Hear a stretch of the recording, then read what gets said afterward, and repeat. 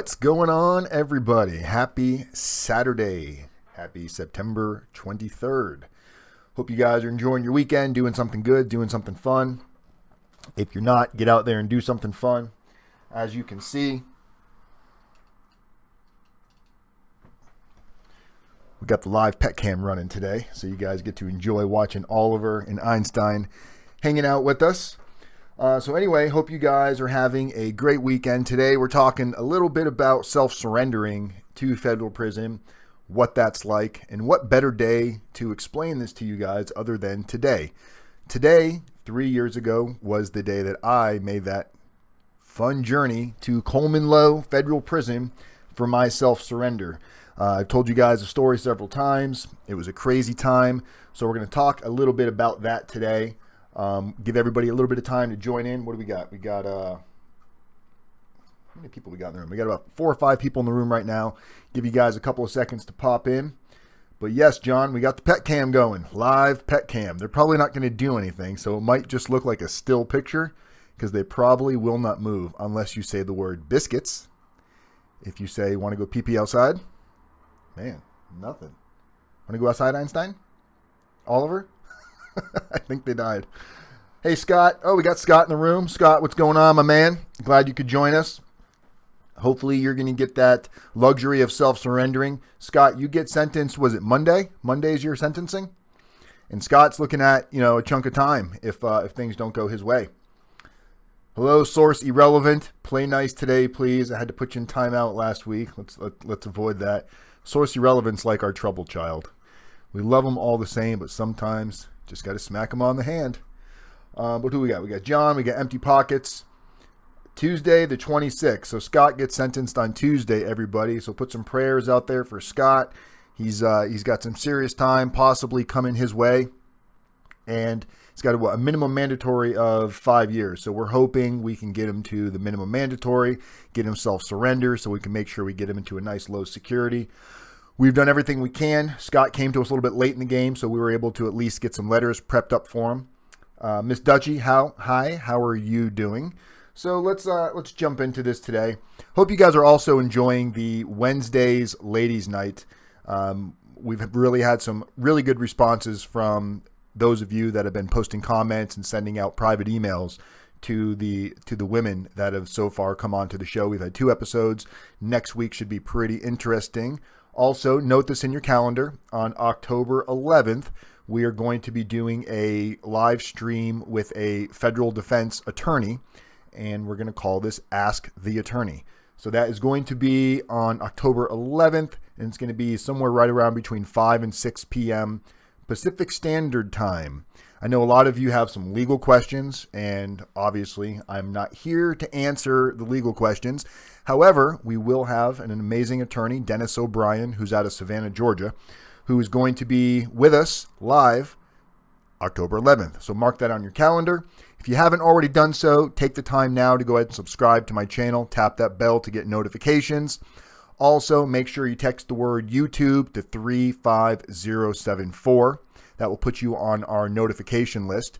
You can always text anything to the number 35074 or directly to my cell phone. But if you want to be put on that special notification list, it has to be, you got to text the word YouTube to 35074. Also, if you have questions that you would like to ask the attorney on October 11th, it's going to be a Wednesday, October 11th. I think is it October 11th?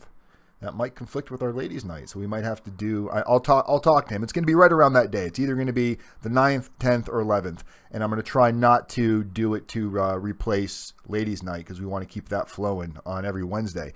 But if you have questions that you would like to ask Dennis, legal questions that you want to ask, send me an email or text me. My phone number is on the screen, 509-434-4695. And we will make sure that we get your questions prepped and answered. It's going to be a lot easier for you guys to ask your questions ahead of time so we can make sure we have.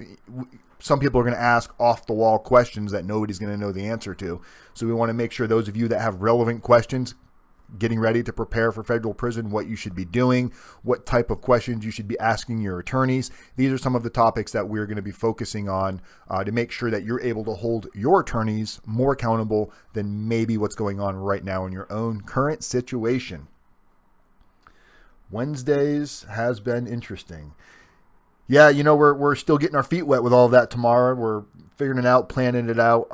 I spoke to a lady who runs an organization here in Spokane. It's called I Did the Time. You can check them out on Facebook. It's a group of people, and it's run by a lady that actually spent time in federal prison. She got out of prison, went to college, got her master's degree. So we may have her in as well.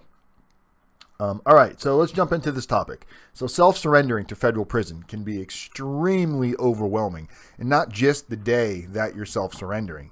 Leading up to that point, once you get sentenced and you've been blessed with the fortunate experience of being told you need to self-surrender and you're not taken into custody right then and there, now the clock starts in your mind because you're typically given a day.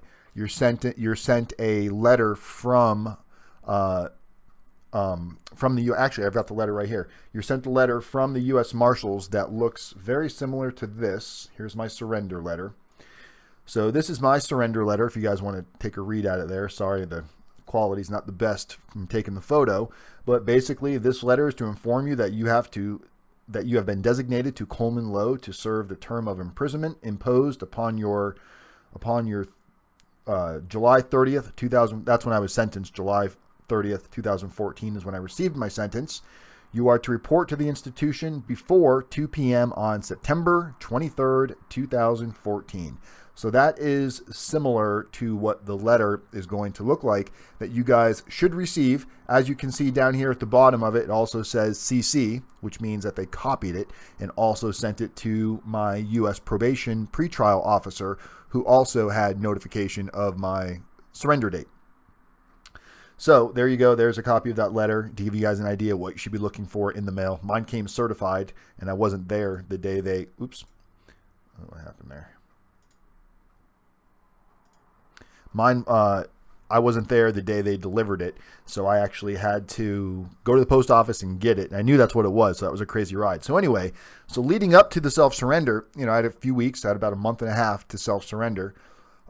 Originally, my self-surrender date was September 3rd, and I had to get this surgery done on my arm I tore my bicep off my tendon on a mechanical bull ride, and I had to get the surgery done before I went, so they gave me some additional time to heal up and go to a couple little after appointments.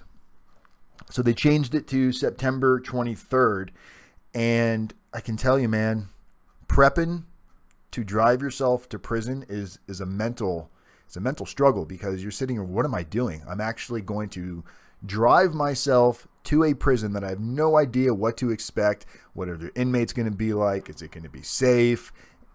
You have no idea what to expect, because the only thing that you've really had to compare it to, or at least for me, was what I've seen on TV. And I feel like that what I saw on TV versus the reality of what I met in prison was night and day.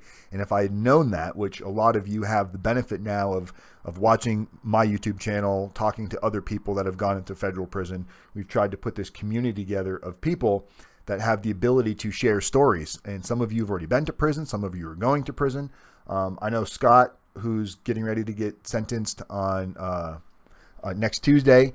He also spent 15 years in state prison. So this is not Scott's first rodeo. Hopefully it's his last. And I know a lot of the stuff that he's in trouble for right now is stuff from way from his past that caught up to him. So it's like, guys, some of these things that we're into doing, whether it be a life of crime or making mistakes, just because it happened a while ago doesn't mean it can't come up and catch you later on in life and bite you on the ass when you're doing the right thing. And that's usually what happens. You start to do the right thing, you get over all that, you start to live your normal life, and then your past creeps up on you and you got to get through it. So we're going to pray for Scott that he does not get slammed on the day of sentencing. And we've done everything that we can do to prepare. He spoke to other prison consultants out there as well. But I can tell you that especially the night before you self-surrender, the night before, packing up your stuff, making sure people that you're going to have in place, like your power of attorney, making sure all of that is ready and organized. Just imagine when you're getting ready to like go on like a weekend vacation and you're getting ready to walk out of the house and you're like, did I forget anything? And there's that moment of anxiety. It's like that, but super intensified because you're not going to be back anytime soon. And, you know, I was heading off for a 42-month prison sentence. Little did I know I ended up only serving 13 months, but I had no idea at this point. I didn't even know that I was going to get into RDAP. I figured I was going to easily serve 2.5 to 3 years on my 42-month sentence. I thought that was my best case scenario. I didn't know what I know now. So prepping for that was really like making sure that you have everything ready. And I unfortunately did not do everything that I could have done. My personal narratives, my character reference letters, they were not, I just didn't know what direction. They weren't written poorly, but they didn't illustrate what it was that I was trying to achieve with the judge. It was basically me just, I'm sorry, I didn't mean to do it. This is going to be really hard on my children. This is going to be really hard on my pets. And that's why I decided to put the pet cam on today, because it was really hard leaving these two little guys behind. I had them before I went to prison, and luckily, you know, they're still kicking. 10 years old, almost 11, and they're still kicking. Mr. Einstein, Snugglebug. But when you're prepping for all of these issues, guys, and you don't know exactly what direction to go in, you find yourself going in a million different directions really fast.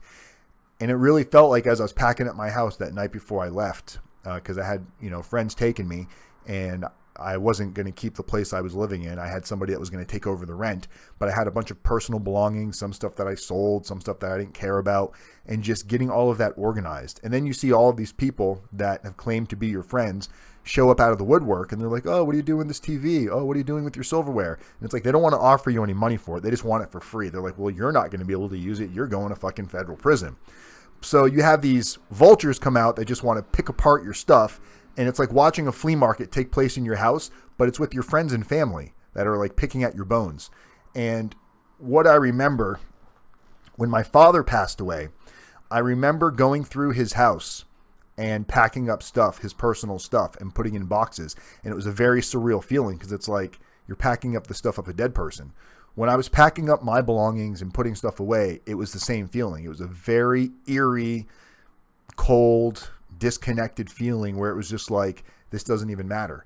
Because when you're looking at your prison sentence prior to getting there, it feels like the end of the world. It feels like you're never going to get through it. It feels like it's going to be eternity before you do, even though you know you're going to get through it. Even if I would have served the full 42 months, you know, that's not the end of the day. It feels like it is when you're not comparing it to what other people are getting.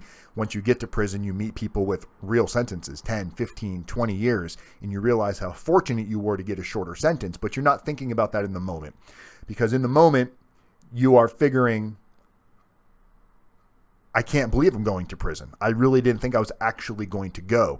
I thought the judge was going to realize that I'm a good person, that I don't need to go to prison. I thought prison was designed for criminals, which in my mind, I was not taking full responsibility. So I was justifying by saying, I didn't murder anybody. I didn't rape anybody. You know, why am I going to prison? So it was hard to swallow that. So when you know that you were going to prison, and then you have to get all of your stuff together because you're going to need money in prison. So you got to figure out who's going to be in control of your money. Some of you maybe have wives or husbands or moms or dads that are going to take care of that for you. My other half, Shelly, was already in prison. She surrendered about a month before me to the same prison. I had to drive her there prior to driving myself there. So I already made this drive once, and trying to not make it about me during that drive because she's getting ready to go surrender. I'm sitting here thinking the whole time, holy shit, I'm going to be making the same drive for myself. This must be such a crazy feeling for her. And you really do appreciate every extra moment you have out, but at the same time, you can't relax because you know that day is coming. So prepping for that and thinking about that and making sure that you have your bank accounts taken care of, your credit cards taken care of, somebody's going to have control of your money, being able to put money on your commissary. These are all really important factors that if you take interest in this earlier on and you start preparing for this much sooner than I did, you can likely have a much, I don't want to say a better outcome because I had a pretty good outcome, but you can reduce a lot of the stress leading up to getting into prison. Once I got to prison, everything kind of fell into place really fast, and all of my issues and worries pretty much went away, other than my open detainer that I did not know that I had prior to getting to prison. But Dan, I was watching the video about telling you were going to prison. So I knew I would have smuggled Xanax and they didn't even really search me. Yeah, and a lot of people do those types of things. A lot of people, especially if they've been to prison before, they will do that. They will bring drugs in. They will do that. But ultimately what happens especially for a lot of you that are you're going to be going to a camp potentially. I went to a low security, so I was behind a fence. Most of you are going to be, no fence. You're not going to be behind a fence. And you got to remember that making those kind of, yes, maybe, who knows, Xanax may have been great for your first couple of days in a prison, or great to make some extra money on the compound. But as soon as somebody tells on you or you get caught, and people do get caught, I've got a client that's in right now. I don't want to mention his name. His wife called me. And, not to get too off the beaten path here, but just a quick story. So yesterday, one of my clients' wives called me and said, she's freaking out because she has to send so much money. And I'm like, well, what's going on? She's like, I'm sending him like $300 a week. And I'm like, for what? She's like, well, he's telling me that I got to pay $85 a month for RDAP. I'm like, well, what are you talking about? He's telling her that he needs money for books for RDAP. And RDAP, just so you guys know, RDAP does not charge for books, okay? If you're a prison wife or a prison parent, or you're somebody on the outside that has somebody in the inside, be careful of some of these prison hustles. Sounds like this client has got addicted to drugs while he's in prison, and he's probably trying to support his drug habit while he's in prison, and he's lying to his family and telling them that he needs this additional money to pay for RDAP. And I saw people do that when I was in prison. They would call home and say they got to buy new books for their RDAP class. RDAP does not charge you for your books, guys. So if you have somebody calling you, telling you they need money for books for RDAP, they're lying to you. And especially in this situation, they don't have a lot of money. So she's basically taking food off the table for her kids to support his possible drug habit while he's in prison right now. And this was a guy that was really properly prepared, did everything that he could do, went through our program, went through the process, but he's falling into that prison trap and that prison routine. So what likely is going to end up happening with this client is all of the money that he paid for us to help him is going to end up being a waste, because as soon as he gets in trouble one time, he's going to get kicked out of RDAP, especially if it's for drugs, and he's going to ruin any chance of any additional halfway house time. And then he's going to reach out to me begging and pleading, and there's not going to be anything we can do. So I'm going to send him a very vague email so I don't land him in more trouble. Hopefully he can stop this before it gets out of control. What's going on, Hunter Moore? Hunter Moore just finished his halfway house. So you're officially on probation now, aren't you, Hunter? So we're going to twist Hunter's arm to get him on the show here so we can talk a little bit about his experience if he wants to. Unless Hunter wants to go sell his story for like millions of dollars to Dr. Drew. But Hunter Moore was, he was freaking out just like everybody else getting ready to go to federal prison, man. Federal prison's no joke, okay? It might be a bigger joke once you get there, but the thought of prison is definitely a very, very, very real anxiety-ridden thought that you don't know how to deal with, because it's not something that most of us have been through before. When you have not been through this and you don't know people that have, your comparison is just crazy shit on TV. And, for the longest time, I didn't even know who Hunter was. He just had a fake name online. I don't remember what it was now. What was your screen name, Hunter? It was something ridiculous, something about cocaine or something. Scott Oler, Dan, how many months long is RDAP? RDAP is right about 10 months long, but it can be extended if they feel you're not that fish scale. That's right. If they feel that you're not progressing through the program, they can recycle you and set you back 30, 60, 90 days.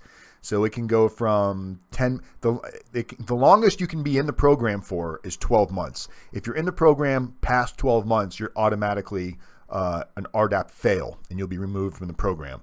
So RDAP is 10 months long. And that's another thing. I had an attorney call me 2 days ago, and he's had a couple of RDAP questions. And thank God he called me, because this was the scenario that he was getting ready to explain to his client. So he's got a client that's been in county jail for about a year now. She's been locked up. She was out on pretrial. She messed up. She got high. She's not a client of mine. This is just an attorney that called me for some information. Client of an attorney's who was out on pretrial. She got in trouble while she was on pretrial. So now she's been in county jail for a year. Now she's getting ready to get sentenced. He was able to get the government to agree to reduce the amount of time they were going to give her to about 40 months. And he was all excited because he goes, well, with a 40-month sentence, she'll get into RDAP, she'll be out in right around a year. So I had to explain to him that she's already got 12 months in. You guys got to remember, in order to get that year off of RDAP, you have to enter into the program with 37 months or more. That doesn't just mean you need to be sentenced to 37 months. If you get sentenced to 37 months and it takes 3 or 4 months to get into the program, you're not going to qualify for the year off. You might qualify for 6 or 9 months, depending how much time you have left. But in this young lady's situation, she only would have ended up with about 23 or 22 months left after good time and everything else on a 42-month sentence. She would not have gotten any time off of the program and ended up serving additional time. So we went through this. I explained it to him, sent him the guidelines. He was able to explain this in court, and he asked for just enough time on her sentence to give her time to get into the program, be able to qualify potentially for the year off so she can get that time off. And we explained to the judge, can he not give her a surrender date yet? Because she's not going to have that much of a window once she lands into federal prison. We asked the judge if there's a possible, once she finds out what her designation is, so he gave her a temporary sentence date. And he said, once you're designated, come back to me and I'll allow you to extend it if it means you need that additional time to get into the program. So, for example, let's say the judge sentenced her to September 23rd. And once he finds out that date, we're able to contact the prison, find out when their next class is starting. Let's say their next class isn't starting for 30 days. Well, because she's going to be there and now have 30 days in, and she's only got a few weeks to enter into the program, we can ask the judge either for an earlier surrender date, or we can ask the judge for an extended surrender date to get her into the next class right as it's getting ready to start. And the judge was willing to do that, because when you explain this properly, and this is all about the power of preparation, guys, and this is what people do not understand and take serious. There's so many moving parts. It's not just how much time you're going to get. It's not just the prison you're going to go to, and it's not just qualifying for the program. There's other moving parts that can cause you issues. Detainers, the class starting already, the class not starting for a few months. These are issues that you can plan for properly if you know how. We're getting ready to launch a new section on our website, members only area, where it's going to have some additional tools. We now have a calculator that is going to allow you to enter your prison term, and it's going to tell you the best day of the year based on that prison that you should surrender. It's also going to give you, based on your zip code, it's going to give you a list of the most desirable prisons. So Scott, when we get done with this call, if you want, or when I get done with this chat, I can actually, since you're a client, I can offer this to you. I can look you up and see which prison is most desirable for your location and what day you should ask to be able to self-surrender, because this can make a difference of anywhere from about 6 days off of your sentence based on the day that you surrender. So these are some additional tools that we're going to be able to offer you guys to give you better resources to make sure that you're getting into the best possible prison. Everybody wants to get into certain prisons, but this calculator is going to tell us if it's likely or unlikely that this prison is going to accept you based on, it's going to tell the population of the prison. It's going to tell us how many people it can hold and how many people are currently there. If the prison's at its capacity and that's the prison you're trying to go to, there's a good chance that you're going to get denied. So we now have the ability, and this just came up, I've been working on this for a couple of months. This just came about yesterday that I now have actual access to this. So stay tuned, because we're going to be releasing a members only section on the website. All clients are automatically going to get a membership to it. Non-clients that want to have membership to it, there will be a membership fee that you guys can enroll and have access to these tools. So these are just some of the things that are going to help. Ryan Hall, you get the calculator? No. I got the calculator from the same company that Justin got it from. There's a company, I can't think of the name of it offhand, but there's a company that produces the back end for you that will build it into your website. And it's going to do a few extra things that Justin's does not do. But for the most part, it's similar to the calculator. I think he's charging $100 for the calculator for non-clients and a couple $100 for attorneys to use the calculator. All of our clients are going to get the calculator for free. We're going to create a members only area for you guys to go in there and check that out. So these are going to be some additional things that you guys will have access to. I was shocked that this is allowed in America. What are we talking about? I saw guys who so hungry eating off others. Oh yeah. I used to see, when guys were done eating their trays, especially people that have a lot of commissary, they don't necessarily care to eat the prison food. So on certain days like chicken day or hamburger day or, lasagna day, there's certain days that have the really good meals. Those days everybody would go, but a lot of the side items, the vegetables or the sides or the desserts, or like I never ate my desserts because I was trying to get as lean as possible. So I was skipping pretty much anything that had a lot of like empty carbs and a lot of desserts. I was skipping all of that. So there was always guys that like vultures that would just kind of hang out and they would wait for me to finish. I'd be like, would you like this? And man, before I can even get the words out of my mouth, it's like, poof, like gone because somebody's going to grab it, So yeah, there are a lot of people are starving in prison and they do feed you. I mean, they feed you 3 meals a day, but with the level of activity a lot of guys are doing, with the amount of exercising and the amount of calories that are being burned, those 3 meals a day don't necessarily cut it.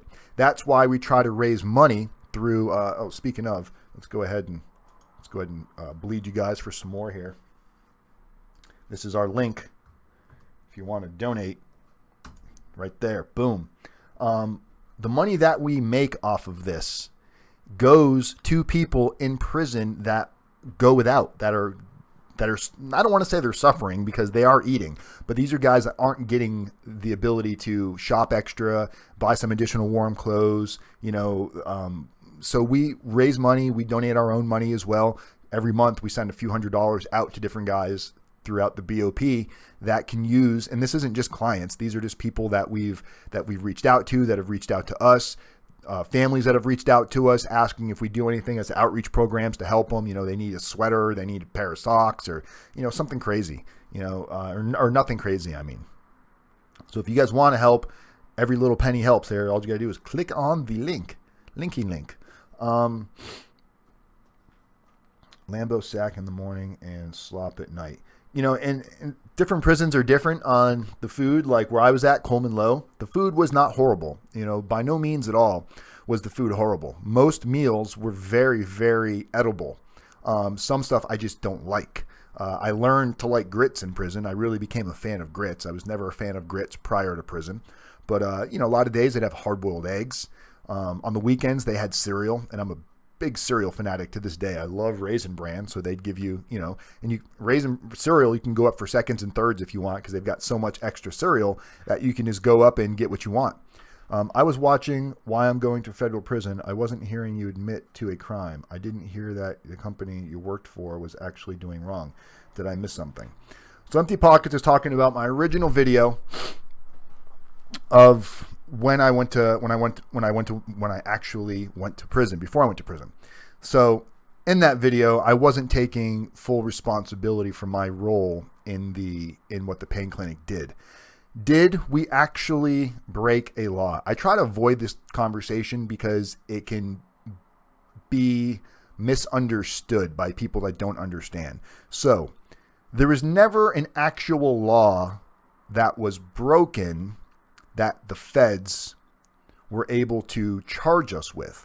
They charged us with a blanket, basically just saying we were running an illegal doctor's office for pain medication for non-legitimate purpose. However, they never proved or never even tried to prove that. Every patient, now I'm going to get to what I did wrong in a second. I'm not justifying it, but I'm just letting you know, when people go to federal prison, this is how you can really you can lie to yourself and you can justify things to yourself and allow yourself to make decisions sometimes that aren't necessarily the best decisions, is what I'm getting at. So where I was working, every patient that came into this doctor's office had a valid MRI from wherever their MRI was conducted at, whether it be in Florida, wherever. We would have them sign a patient consent form. We would send it to the MRI clinic that did the MRI, make the clinic send us a copy of the same MRI to make sure that the patient didn't Photoshop it or make any changes, change dates, change the name, make sure it was a legitimate MRI showing that there was something wrong with them. Then the doctor would take that MRI, he would diagnose it and decide whether or not that they needed the pain medicine. 90% of the patients that came through there were getting a much smaller dose than they were prescribed by any other doctor, because our doctor did not want to get people hooked onto pain pills. So not only was he writing him a smaller prescription, he was also writing him a prescription for physical therapy. He was writing him prescriptions for alternative medicines, and the patients clearly probably didn't want this stuff. They were there just to get their pills. So that part never came up. The feds just said, well, how come you weren't taking any insurance? Don't you find that odd? And it's like, I mean, it wasn't my job to decide to take insurance or not, but what law says that we have to take insurance? None. The doctor was getting paid daily in cash. The feds said, isn't that odd? And again, the owners of the company said, what law says we can't pay the doctor in cash? It's being documented. We're documenting every penny. All the money that was coming in was getting collected, being deposited into the company's business bank account. So they weren't breaking any laws. What it was is the Southern District of Georgia did not want that type of business in their neighborhood. So they just came in and, bombarded us. We looked at what other pain clinics were doing on what they got them in trouble for, why they went to prison. And we were like, oh, we're not doing any of that. But when it was all said and done, the same picture was painted about East Health Center that was painted about all of these other pain clinics. So that's when I would realize, I'm like, man, it's not necessarily always black and white with the law system, with what goes on. But now, looking back, patients were driving from Kentucky, Ohio, Connecticut to go to Georgia to see this doctor to get prescriptions, because there was laws preventing them from doctor shopping or going to different doctors in their own state. So they were able to bypass this by going to different states. And I turned a blind eye to it because I said, well, they've got valid paperwork. There's no law saying we can't do it. The doctor's the one that's deciding to write the prescription. I'm just the office manager. Who am I? So I justified my actions, and it was a shitty choice because it was done for the purpose of making money. I used to see the type of people that would come into the pain clinic. It was clear that these people were addicted to narcotics. It was clear that they weren't just using it for pain. Not to say their original reason for getting onto it wasn't for a legitimate pain purpose, but most of us know somebody that was prescribed something, whether they got hurt in a car accident, slip and fall, they're prescribed high dope, whether it be Vicodin or Percocets or oxycodone or Oxycontin. They're prescribed something for this pain, and over a period of time, they develop an addiction to this drug. So now they've got the chemical addiction to it, as well as thinking they need it for the pain. So they start lying to themselves, saying, I need it for the pain, I need it for the pain. Really, who knows? They're snorting it, shooting it, we don't know. But I justified my actions, and I paid the price for it. So I can't, did the government make some shady accusations and try to dodge? They did, but they freaked everybody out on the indictment. Out of everybody took a plea except for the doctor, because the doctor, I think he was offered the plea originally and he denied it. The other doctor got offered the plea. He took it. Dr. Asmat was the one that got sentenced to 11 years, but everybody else took a plea. And there was 14 of us on this case.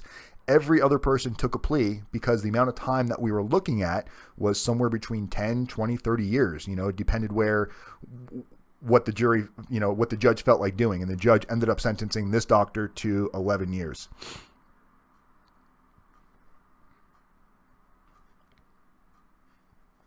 What do we got going on here? Let me read some of these comments.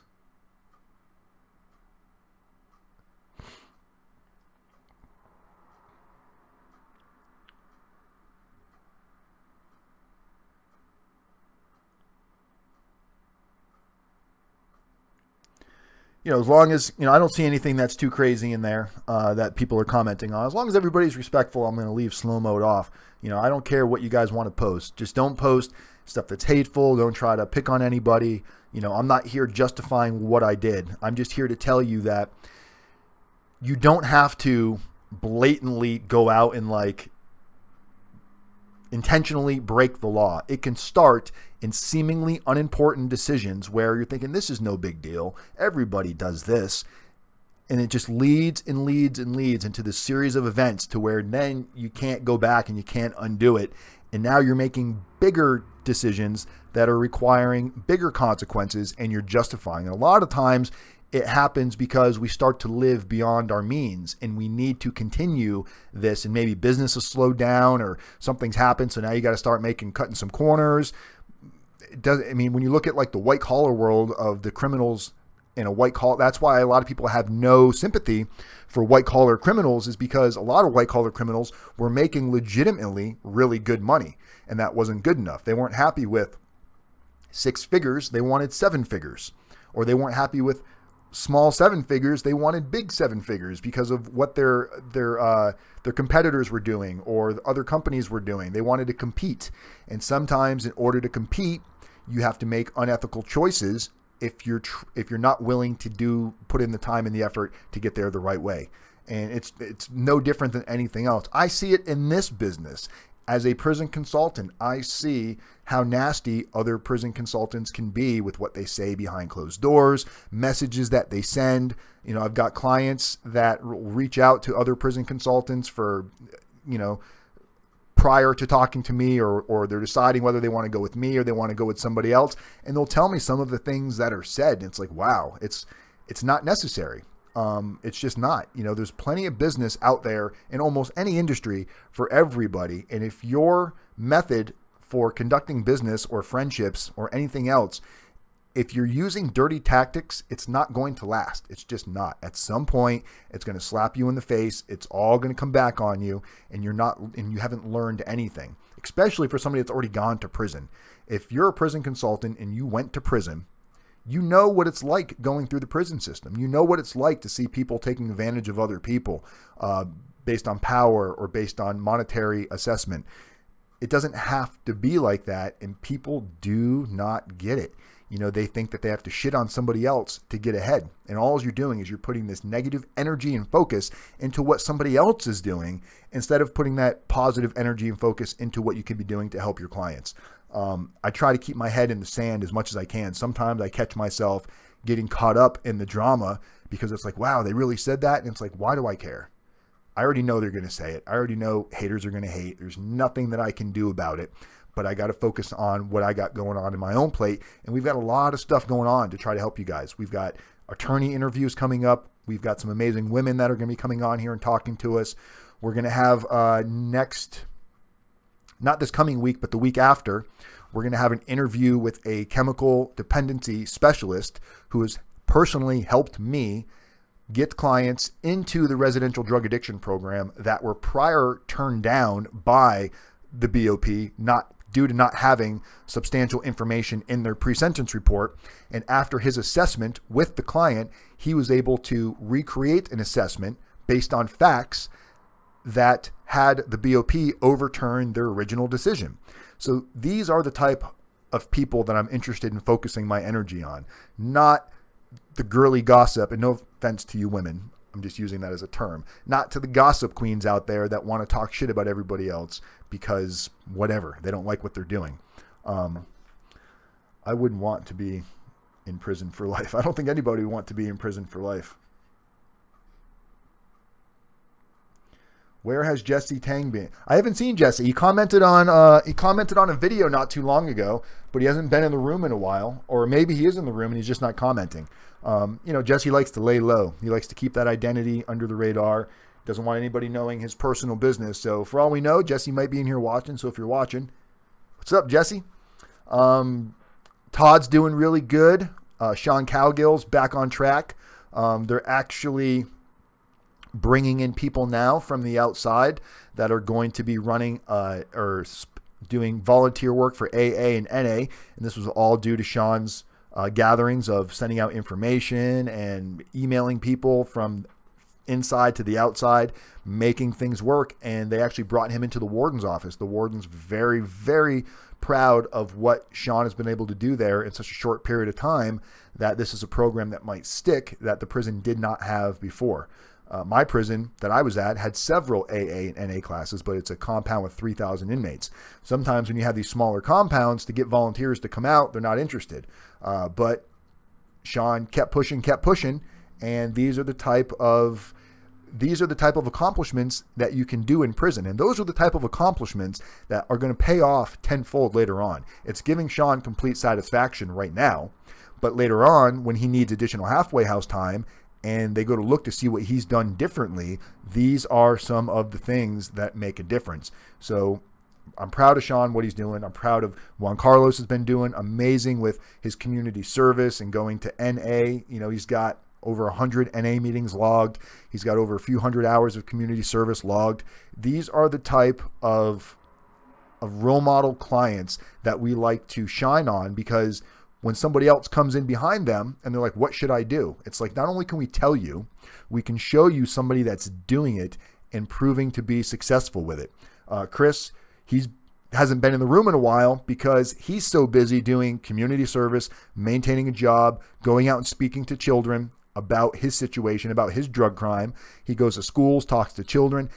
He's still waiting to get sentenced. This is going to play big on his sentence. It's got the ability to give him such a reduction based on performance on what he's doing prior to being sentenced.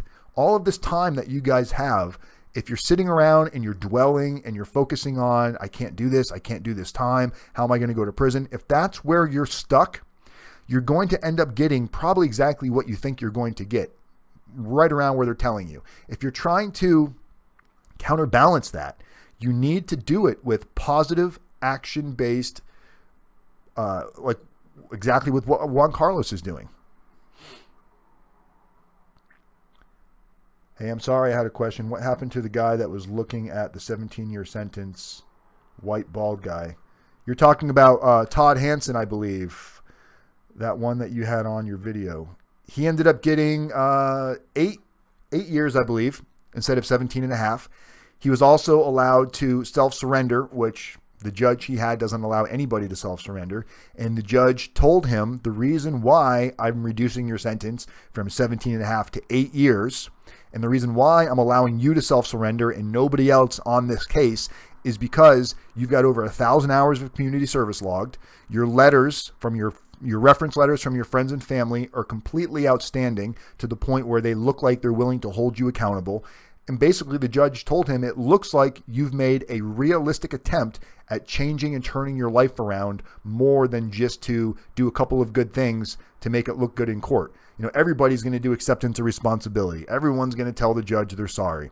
Everyone's going to say, I'll never do it again. Everyone's going to say that. Not everyone is going above and beyond and raising that bar every single day. And Todd is doing that to this day in prison. Because of the hard work and effort that Todd put in, the person you're talking about, Source Irrelevant, because of all that effort, he was supposed to go to a medium. But because of his ability to self-surrender, it gave him a 3-point reduction, which put him into a camp. So he went from potentially going to a medium, freaking out, to a camp, kicking it back right now, enjoying life, doing what he can, realizing he's in prison, nothing he can do about it. He's probably going to qualify for RDAP. And if we can get him some additional halfway house time, he's looking at about 5.5 years on his 8.5, 9-year sentence versus a 17.5-year sentence. He thought he was going to be saying goodbye to his mother for the last time because she's older. So he figured on a 17-year sentence, even with good time, RDAP, halfway house, the probability of his mother passing while he's in prison was high. Now it's got 5 years. A lot can happen in 5 years as far as people not passing away. That is not that much time. That time will come and go. And he's got, what, 6-7 months down already? So time's cruising for people once they hit those gates. Once you get in there, your time starts to move, man, because you're so busy with programs, classes, exercises, interaction with others. You know, you're going to find a lot of interaction with friends in there that you're going to make in prison, that you're going to form these super strong bonds that you feel like you're going to be friends forever after prison. And fortunately, that's not the case, because your life will continue and move on after prison.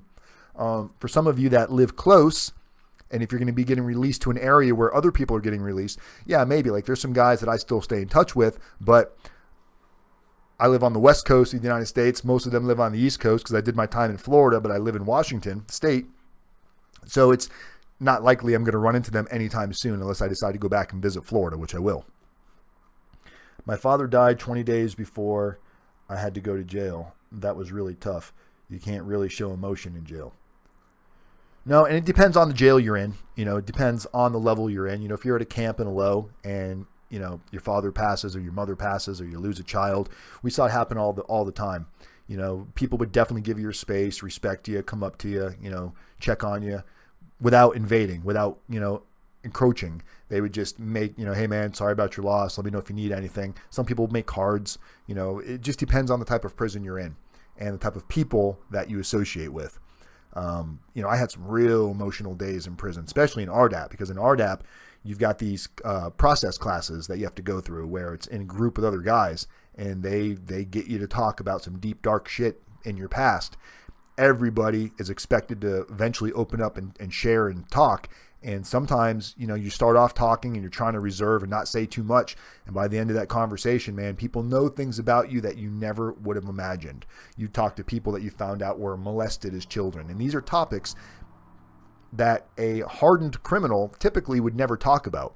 But RDAP, one of its core modules there is you need to be able to be vulnerable in order to let others in, to see not a weakness, but to see that you're human and you're real, because it's hard to share with somebody if they're not willing to share back. Those of us that had fathers that never showed emotion, never smiled, never hugged, never gave hugs, never gave kisses, those of us that had fathers, we grew up like that. We grew up hardened, and we don't know how to act around our children.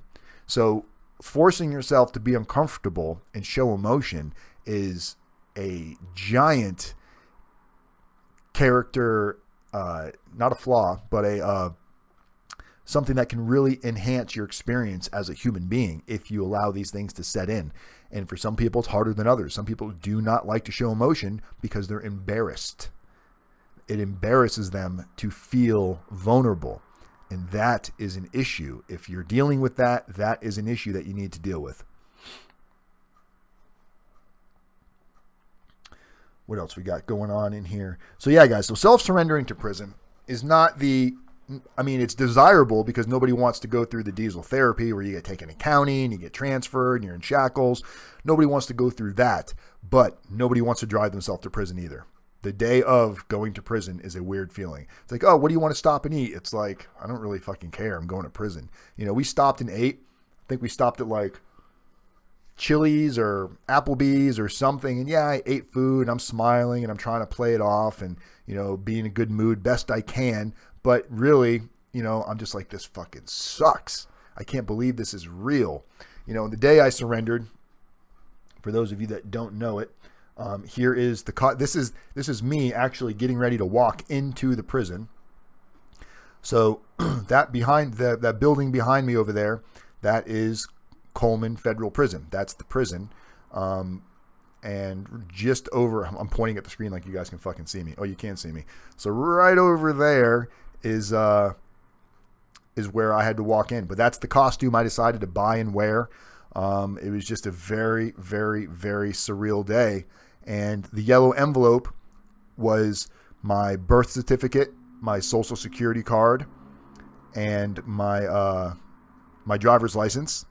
I also had a contact sheet in there with all of my people's information on it, friends, family, phone numbers, emails, mailing addresses, just information that I thought I was going to need. Some of the last minute stuff that you want to make sure you have in prison. And I also had a copy of all of that with somebody else, just in case the prison was not going to allow me to have it or bring it in with me. I wanted to make sure somebody could actually mail it in. So there's a duplicate of this given to somebody else as well. So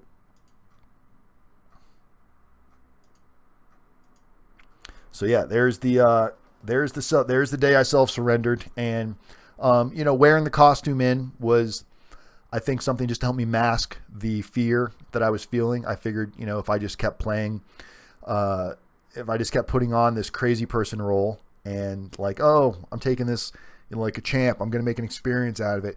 I lied to myself a lot to keep that mentality going, because if I didn't, the alternative was just to dwell and freak out and, sob and, oh, poor me. So instead, I smiled every day. I went to work every day. I said, no big deal. I'm going to prison. Not the end of the world.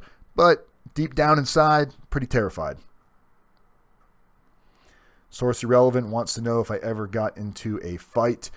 Nope. I came close one time on the handball court, but I was able to defuse the situation. And, I avoided conflict like it didn't exist. I spent my time with people. The only time that I was ever exposing myself to potential violence was when I was playing sports.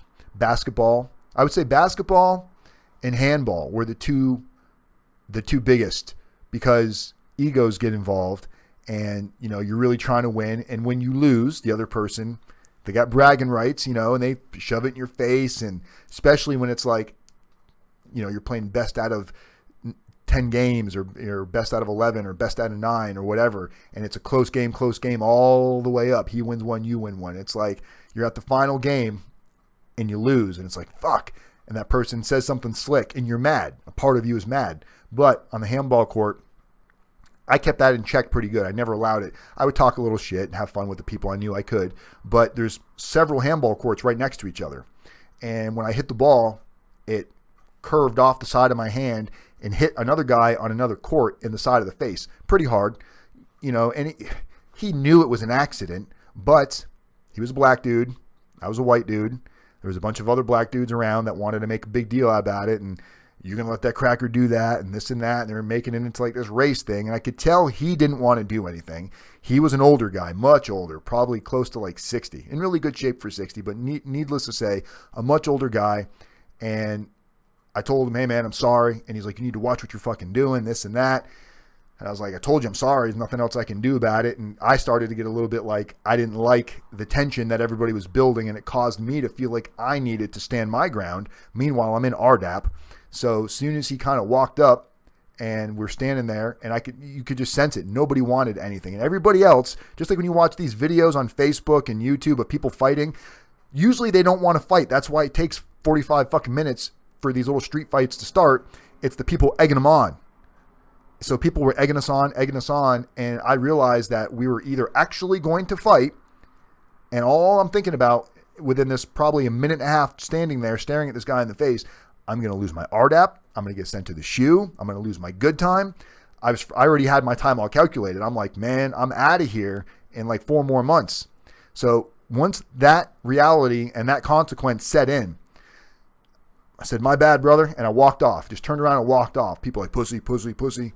No one ever said, none of my friends, none of the people, everyone else came up to me like, man, you did the right thing, man. You would have lost all your time. And that guy didn't want to fight, man. He's like 60 years old, and me and this dude ended up being friends later on. I saw him like 2 or 3 days later out on the handball court. And I walked by him and he came up to me. He's like, just so you know, man, we're cool, man. He was, I don't got no beef with you. I know it was an accident. I was just in the moment. And I was like, yeah, I get it, bro. And that was that. That was squashed. We played handball together. That's the type of mentality that you have to have if you're trying to get in and out of prison. Now, if I would have been at a higher security, a medium or a pen, it might have been a different situation, guys. I don't know.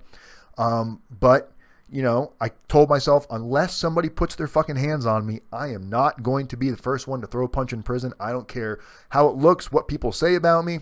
That's it. That's that. I wanted to go home to my family. I wanted to go home to these two.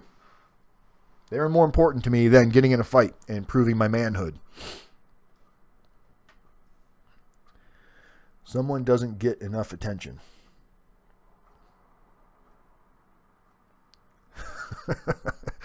Ryan and Source. It's all good, man. You know, he's asking a lot of questions. It's good. These are a lot of questions. I get a lot of these same questions, you know, in text messages and emails. The channel's not designed to talk about, you know, getting into fights or avoiding fights, but those are realistic thoughts that people have going into prison. So I have to respect that if somebody's getting ready to go into prison and they're a nonviolent criminal, never been in trouble before, white collar type of person, somebody that doesn't, you know, hang out on the street, somebody that hasn't been in a whole lot of fights in their life, that's a fear. That is a honest to God, realistic fear of going into prison and getting into fights, you know. And I have yet to meet somebody that says, well, I'm not afraid to get into a fight. I was fucking afraid to get into a fight. There's some big giants in prison. And the last thing is, like, I would not want to fight that guy. You know, I would much rather run the other direction and hide in a corner than stand toe to toe with some of these guys that have been locked up for 20 years that are just solid 3% body fat. They spend their entire day physically getting into shape. You do not want to go toe to toe with these guys. So call me what you want, but I did not want to. I got this scar. I didn't want to add any scars on my pretty face. Not that it's pretty, but I need a haircut, by the way. But yeah, guys, the channel is designed to give everybody, not just people that are able to pay high dollar prices, help. This channel is designed to give everybody, from anybody getting ready to face prison for the first time, whether you're a drug offender, nonviolent offender, white collar criminal. If you're getting ready to go into the prison system and you do not know what to expect, you do not know what you can be doing to help yourself prepare, you do not know what to do to mitigate potentially mitigate your sentence by putting in work and effort, your narratives, finding out what day the judge is going to surrender you to, finding out what the best prisons are. These are things that we try to help everybody with, not just people that can afford giant price tags. That's what this channel is designed for. And that's why this channel gets a lot of slack from others, because we're not charging what others are charging. And we're going well above and beyond what the average consultant offers. There are consultants out there that will flat out tell you that personal narratives, character reference letters, community service, AA and NA, building a mentor network does not matter. They will tell you that will never make a difference. The judge doesn't care. That is such an absolute statement. And if you're going to go through RDAP, you're going to learn about making absolute statements. And when you make a statement as a statement of fact, when it's clearly not a fact, how the fuck do you know that the judge is not going to look kindly on you putting all this work and effort in? How can you tell somebody the judge isn't going to care? You know every single judge. You've been in front of every single judge. You have a personal conversation with every single judge. No, you haven't. So stop saying that to people, because what you're doing is you're trying to minimize what somebody else is doing because you're not. And you realize if you said, well, yeah, that stuff does make a difference, it's really hard to convince somebody to pay 5, 10, 15 grand when you tell them all that other shit that someone else is doing does make a difference, but we don't do that. But we charge, 10 times what this guy charges. There's no validation behind it. So the only thing they can do is try to pick apart what we do. And that's why we deal with the headaches and the spam mail and the evil text messages that we get. And I know for the most part, it's from competition that blows up my phone and sends me fake stuff and sends me on wild goose chases, but I'm accepting it, and I realize it is what it is, and it's not going to break my energy, because I'm going to keep going until they lower their prices. That's the idea. I spent time in LA County. California is only second federal I know of. Bring a large Charmin pack with you. Well, in federal prison, you can't bring anything in with you. There's no food. You're not bringing anything in with you other than, a pair of glasses, a wedding ring, things like that. Toilet paper, everything else is given to you, is supplied by the BOP. You don't have to pay for that type of stuff. Women, tampons. Men, toilet paper. Women get toilet paper too. Underwear, boxers, t-shirts, all that stuff is supplied. You can buy better boxers and t-shirts off commissary, but they give you all of the things that you need. You get deodorant, toothpaste, shaving razors. You get all of this for free. Now, you can buy better deodorant, you can buy better toothpaste, you can buy better toothbrushes, but if you are completely indigent, you will get the basic necessities. I can tell you, thank God I was not indigent, because I tried using, I was like, oh, I'll save some money, just use the free deodorant they give you. Whatever was in it made me break out, and my armpits would burn so bad. And I thought maybe it just takes a little bit to get used to, but I couldn't use it. So I had to definitely buy deodorant. And there's a lot of guys in there that go through that. But Ryan, there are some counties, or not counties, there are some state prisons where you've got to buy this stuff, and they run out of toilet paper all the time, and there is none. It's like there are some really rugged run places where none of us would ever want to go. And that's the picture we try to really paint here at Federal Prison Time, is most of you that are facing federal prison in a minimum security camp or a low, you are not going to be faced with those type of serious prison issues that do exist on these TV shows that we see online. So getting ready to self-surrender for prison, guys, the best thing I can tell you is make sure you prepare for it. Don't wait till the last minute. Make sure you've got your whoever's going to be a personal guarantor for you, who's going to be your power of attorney. Make sure you have somebody on your bank accounts. Make sure you have somebody that can talk to your attorney for you. Make sure you know what you're going to bring, what you're allowed to bring. Make sure you have money. Who's going to be putting money on your books? How do you put money on your books? How are you going to communicate through email? Having your list of names and contacts. These are all super important things to take advantage of way ahead of time, because if you wait till the last couple of days, you're scrambling and you're feeling anxious because you're like, what if I miss something? You're going to feel like that no matter what. But what if you miss something? Don't miss anything. Simple. Make a checklist. And if you don't have a checklist, reach out to me, and we'll talk about it.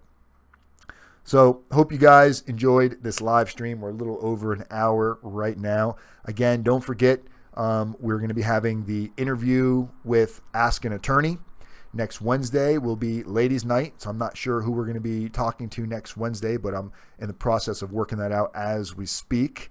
And in about 2 weeks, we're going to be doing the video with the drug counselor, a chemical dependency professional who has spent many years helping clients just like you guys, qualifying for the residential drug addiction program, increasing your odds, especially if you don't have the proper information in your PSR, which you won't have the proper information in your PSR if you did your PSR prior to knowing what needs to go in there.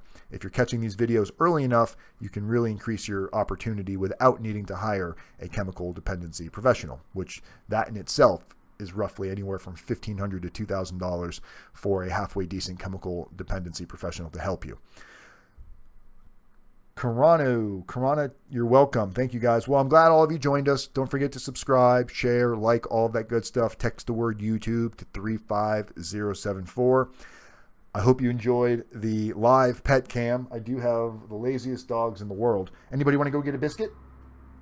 Oh, he likes biscuits. That's what he knows. You like biscuits, Oliver? Oh, you like biscuits. It's the only thing he moves for. You want to go pee-pee outside, Einstein? You want to go outside? I think they want to go outside. All right, guys. Have an amazing day. I love every single one of you. Keep it real. People helping people one day at a time. Community is method. And I will see you guys on Monday. Have a great weekend, everybody. Peace.